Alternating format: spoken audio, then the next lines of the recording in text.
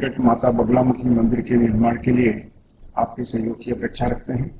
अगर आप सहयोग करना चाहते हैं तो पेटीएम, बैंक ट्रांसफर या यूपीआई से दान कर सकते हैं और ये दान इनकम टैक्स में आयकर धारा एटीजी के अंतर्गत टैक्स में छूट का लाभ ले सकते हैं। इसके बारे में अधिक जानकारी नीचे डिस्क्रिप्शन में दी गई है। इसके अलावा रामनवमी के दिन विशिष्ट प्रकार की गोपनीय पूजा करवाई जा रही है। इसमें सुख समृद्धि, परिवार शांति, भौतिक सुख के लिए ये पूजा बहुत शुभ मानी जाती है। किसी कारण से अगर आप इस शिविर में भाग नहीं ले सकते हैं तो आप ऑनलाइन भी भाग ले सकते हैं। इसके लिए नीचे डिस्क्रिप्शन में लिंक दिया है, वहां से आप फॉर्म भर सकते हैं। नमस्कार, दिव्य योग आश्रम की तरफ से आपका हार्दिक स्वागत है। आज हम भैरवी आकर्षण बीज मंत्र की चर्चा करेंगे और जानने की कोशिश करेंगे कि भैरवी आकर्षण बीज मंत्र के द्वारा हम अपनी सभी प्रकार की इच्छाओं को कैसे पूर्ण कर सकते हैं। आपने एक वीडियो देखी होगी भैरव के बारे में।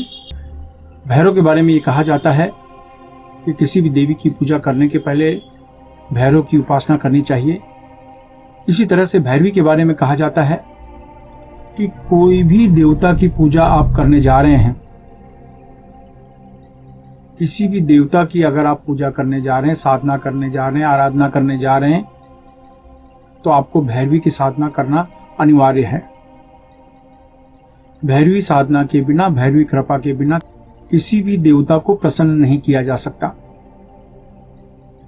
इसके अलावा किसी भी तरह का भय हो, शत्रु से भय हो, बीमारी से भय हो, चोरी से भय हो, प्रॉपर्टी का भय हो, किसी व्यक्ति से भय हो, जल से भय हो, किसी भी तरह का भय हो, वो माता भैरवी की साधना करने के बाद वो चीजें नष्ट होनी शुरू हो जाती हैं। जैसे मैंने कहा, भैरवी के जो उपासक होते हैं वो किसी देवता की अगर साधना करें भैरवी उपासना के बाद, तो देवता की उपासना में उन्हें सफलता का एहसास जल्दी मिलता है। अगर आप भगवान शिव की साधना कर रहे हैं तो पहले भैरवी की साधना करें, उसके बाद भगवान शिव का मंत्रों का जाप करें।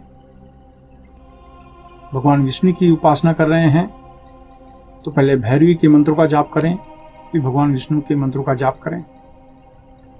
भगवान गणेश का मंत्र जाप कर रहे हैं तो भैरवी के मंत्रों का पहले जाप करें, फिर भगवान गणेश के मंत्रों का जाप करें।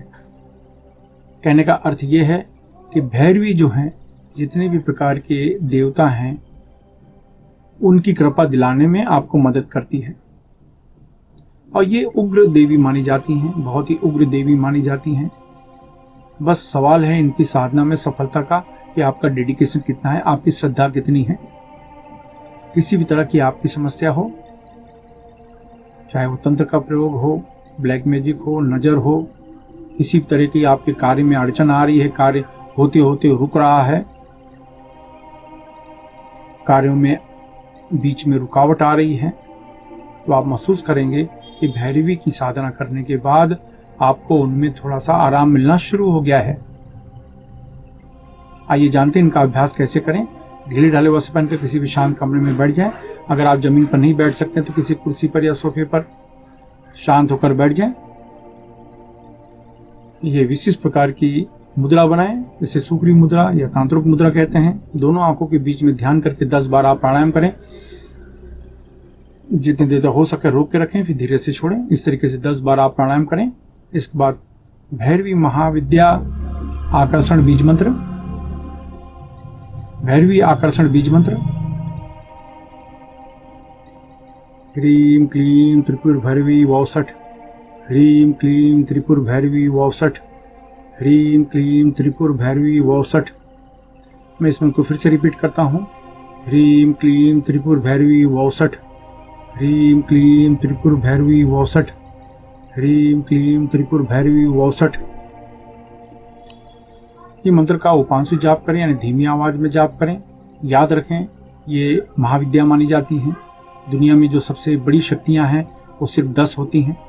10 में एक शक्ति का नाम है भैरवी महाविद्या। इसलिए इनकी उपासना करने का अर्थ यह है कि आपको लाभ मिलेगा ही। भैरवी की उपासना अनेकों पद्धति से की जाती है, कि चाहे उसमें वाम मार्ग हो, दक्षिण मार्ग हो, वैदिक मार्ग हो, साबर मार्ग हो, हर तरीके से उनकी पूजा आराधना होती रहती है।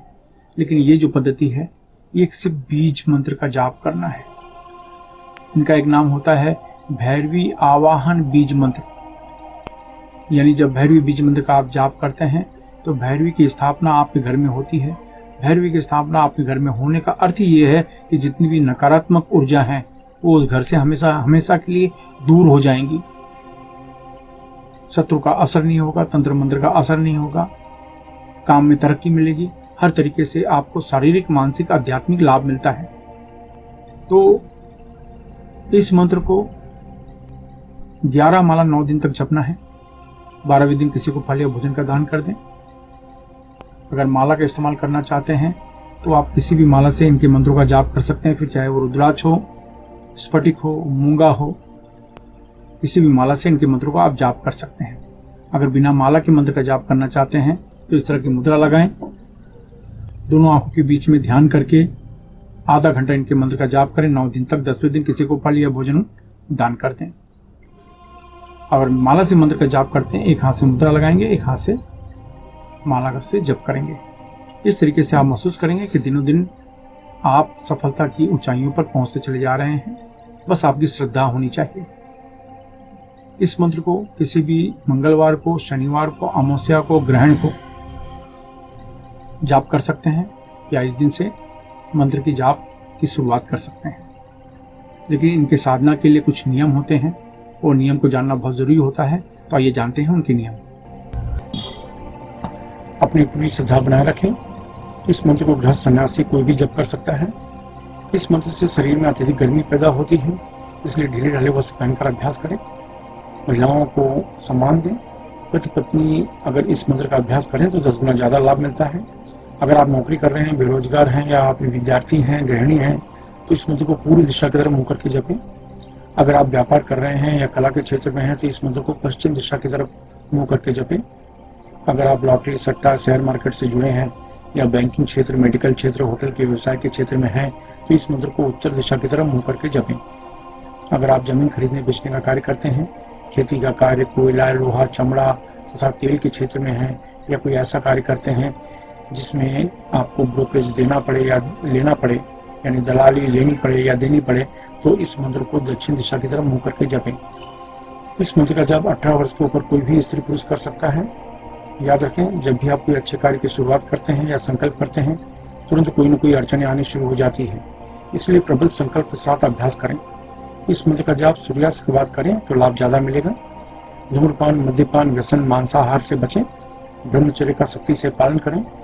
मासिक धर्म की समस्या में महिलाएं 3 से 5 दिन का गैप करके फिर आगे कंटिन्यू कर सकती हैं। इस अभ्यास को किसी भी शांत कमरे में कर सकते हैं।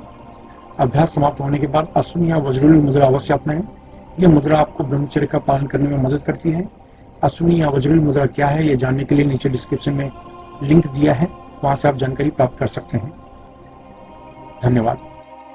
मुंबई के निकट वज्रेश्वरी में 2 दिन का अष्टभैरव साधना शिविर संपन्न होने जा रहा है। इस साधना से हर तरह की सुरक्षा, यात्रा में सफलता, बुरी शक्तियों से छुटकारा, व्यवसाय व नौकरी में आने वाली बाधाओं को दूर कर सकते हैं।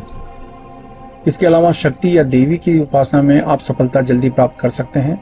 इसमें 1.25 लाख से लेकर 5 लाख मंत्र तक का जाप व हवन अनुष्ठान होता है। अगर आप इस साधना में भाग लेना चाहते हैं तो नीचे डिस्क्रिप्शन में लिंक दिया है, वहां से आप फॉर्म भर सकते हैं।